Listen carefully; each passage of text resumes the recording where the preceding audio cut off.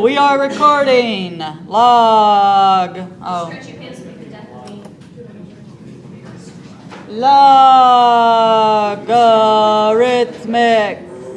Rhythmic differentiation. Sarah! Sarah! Oh, I'm going to yell at you anyway. And that was recorded. I wonder if anybody ever listens to these. I did. You did? Oh. If you listen to this, email me the eagle has landed for extra credit. But nobody in here can do that.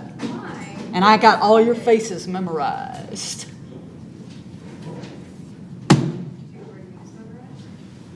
No, McKenna. All right, so this is a way, because we did this the last of class, a way to find derivatives that are complicated, like involve quotients. Oh, I forgot to bring y'all's quizzes. It's Marissa's fault because she put them down. Products and all that good stuff. So in other words, if you have something complicated, but they must be positive. Why must they be positive? Because somewhere in a land far, far away, you remember what a logarithm looks like and the function inside. So you're taking ln of parentheses. No, we don't remember that. Okay, those of you that remember that land far, far away, as you can see by this graph, your x's have to be positive. Every time I say your x's, I think, oh, my x's. Yeah! Take ln of both sides or of every term, and then away you go. You might have to use log rules, and like I said, I'll give you, I should this weekend get you papers, meaning that you can use on the test, that's in Blackboard. The back, you can write whatever you can get on it. I've got lots of junk on mine because I pick up random papers and write problems. And I probably will give you one more paper that will have a unit circle, and then below it it'll probably have log rules. When we get to sign inverses, I think there's some things you may not remember with that. So we should use the blank space as like examples of certain problems that we might have difficulty. Yeah, that's probably. Because you have all the rules written on the. Yeah, so why rewrite rules and then do my math lab example? Good idea. Glad I thought of it. All right, so just because this was asked, is I'm going to do something very simple just to prove to you that this works. You're just doing the same thing. So, meaning this is very simple. If I find y prime, what's the answer? 2x. Wait, what? No. 3x squared. Because x times x squared is x cubed, and the derivative of x squared is 3x squared, right?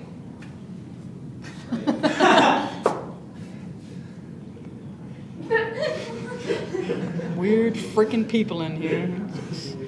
I'm going to leave now. All right, so, and I will have to tell you this, so you don't have to know when do you use logarithmic differentiation. I'm tired of writing them big words down. But it would say, like on your quiz, use logarithmic differentiation, okay? So you would know to do this. So this says take logs of both sides, x times x squared, and these are the things that I would add to your formula sheet, is that the log rule says I can split these up with a plus. I mean, you'll probably work a lot of these. You won't need them on your sheet, but I'll have them on there anyway. Log rule, when you have a product, you can split them up with plus. And once you get where I don't see anything else I can do with the log rule, and you just start taking derivatives. So take the derivative of ln of y, 1 over y, dy dx. So up here, I would have said find dy dx, because I'm not going to trick you, but you would have had to have known what was the variable of interest, and the other one is what you have to do implicit. And so this becomes 1 over x. The derivative of ln of x is 1 over x times the derivative of x, which is 1, plus 1 over x squared times what? 2x. And that's that whole chain rule thing, because the derivative of ln of x squared is 1 over x squared times the derivative of x squared. So 1 over y dy dx equals 1 over x. I could go ahead and cancel that with one of those. So I get plus 2 over x. And I could even rewrite that as 3 over x. Jace. And then way up here, I'm going to solve this for dy dx, which says multiply both sides by y.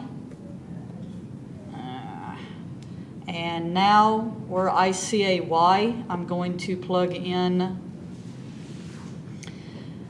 x times x squared over 3 over x, which equals 3x cubed over x equals, well, what do you know?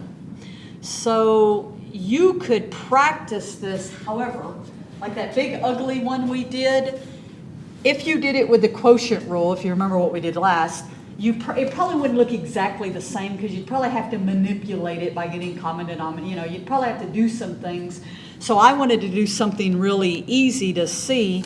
What we're doing with this logarithmic differentiation is finding an easier way for a more complicated than this, of course. And so if you go back to what we did last time and you redid it using the quotient and product rules, what I did, because I did it and it's like, it didn't really look like that one because they moved things around, is then I just picked a value for x and I plugged it into both of them and I got the same answer. So it was an easy way to prove that. James is not here. Who's whistling at me? No, James? What? Why you email me and then you don't come to class? All right, so this James is not here. All right, so this is y equals square root of t over t plus 1. I think when you practice enough of these, because when I did this, I thought, well, this is kind of easy, but I think it's just practicing them. I would go ahead and write this as t over t plus 1 to the 1/2 power, and up above it said use logarithmic differentiation, because some of you already are going chain rule, quotient rule, all that good stuff, but it tells you, it says use logarithmic differentiation to find the derivative of y with respect to t. So that means I'm going to take logarithms of both sides of t over t plus 1 to the 1/2 power. I remember with logarithms, I can bring that 1/2 down, so that comes out front. And then just in the same step, I remember when I have a quotient, I have the log rule, I can separate those with subtraction. So that becomes ln of t minus ln of t plus 1. So I did kind of two rules in one step, brought the 1/2 down, and then I separated the quotient into subtraction. And I look at that and I say, well, I don't really see anything else I can do. So I start doing my derivatives. 1 over y. These are t's. I don't have a problem. I know students get all crazy on me when you use a different variable. If you went on a test, change everything to y's and x's, that's fine. I don't need you to have a nervous breakdown over a theta. And so 1 over t minus 1 over t plus 1. And this is a two-part question. This is actually the first answer, because what they have written over here is d dt ln of y. So that's the first part. And it could be why he wasn't sure of this, of how to answer this. They did it in parts. And then the second part is where you solve for y, meaning you throw y to the other side. 1/2 1t minus 1 over t plus 1. So all you saw me do was multiply both sides by y. And then your last step is you just simply plug in what y equals, and you get this ugly looking thing, but this is actually the final answer. Times 1/2 1 over t minus 1 over t plus 1. And I don't know, if I went in and looked at what he wrote, maybe he distributed things out, you know how picky my math lab is. And so that's it on that one. Wait. Yeah, don't. Okay, I won't go. And so this Friday, I'm going to write the quiz, and I don't think it's going to be multiple choice. I can kind of tell you because I looked at problems last night. There will be one, find an inverse. You know how to find the inverse, which is x and y's and solve for y, and then you're done with that one. There will be an implicit differentiation, 3.7, okay? So there'll be one of those, and there'll be one of these. The implicit, as I remember, had a product rule in it, so just remember, be sure you have all those rules down. I will tell her to write anything on the board I think you need. Okay, I need to work through the problems and see the steps that I do, but then that way if you need a log rule or something, I'll let her know. Okay, can I keep going? You said there would be implicit differentiation, logarithm, And find an inverse. I may make you find the derivative of an inverse, but I don't know. I hadn't decided. So be able to find a derivative with theorem 3, the easy way. All right, this was given, I don't think I did this I know I didn't do this last class, I didn't have it. This was given to me in my 8 o'clock class, and that's times this. So this, boys and girls, is an example of a good student. If you've done your homework, you look at that and say, I don't remember that problem.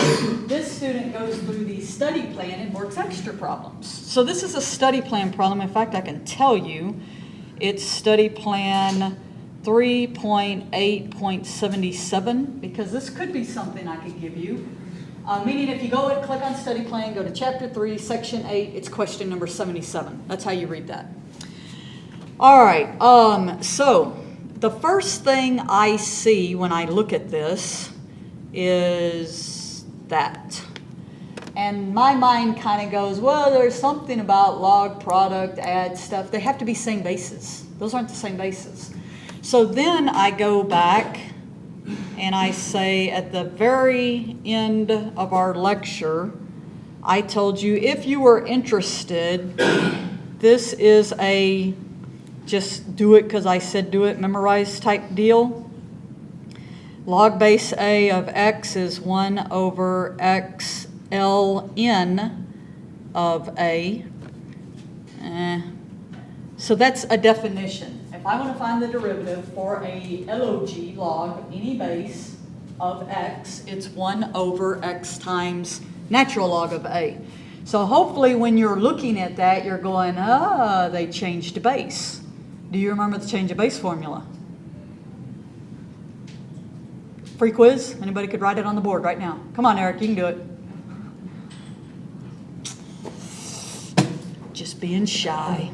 All right, change of base formula is LO, and this would be something I would have given you, equals ln of x over ln of b. Okay, so this is how you change, if you want to change bases. Now, my question when we looked at this, because I'll be honest with you, it took us a while to figure this out, is how the hell would I have known to do that? We kept doing like you guys do. We missed it till we saw the answer. And we said, aha, all the answers is in natural log, so I know I have to do something.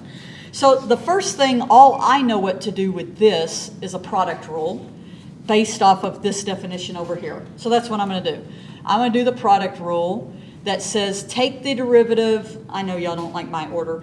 I'm going to take the derivative of the first one. Looking over here says that would be 1 over r ln of 6. So we haven't done any of these yet with this definition. So this is our new definition over here. leave the second one alone, so times log 5 of r, plus leave the first one alone times the derivative of the second one. So again, this is product rule. So derivative of the first, leave the second alone. Derivative of the second, leave the first alone.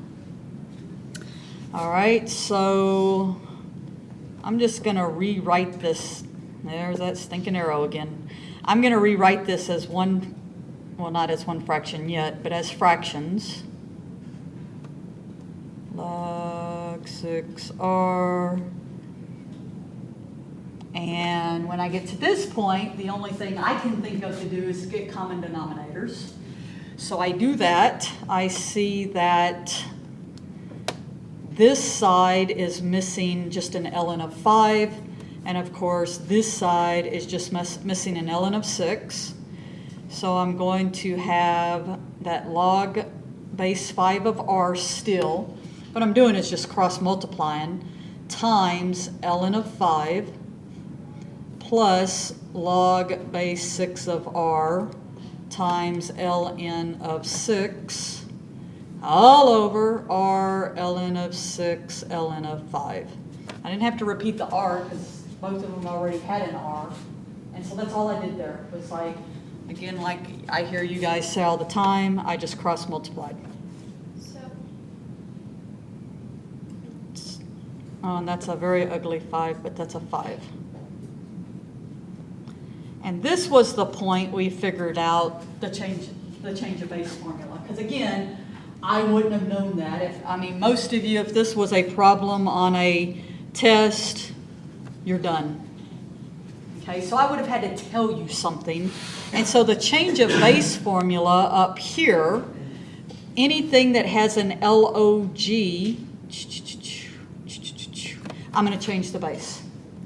So this becomes y prime. Looking at this says it's going to be ln of r over ln of 5 times that ln of 5.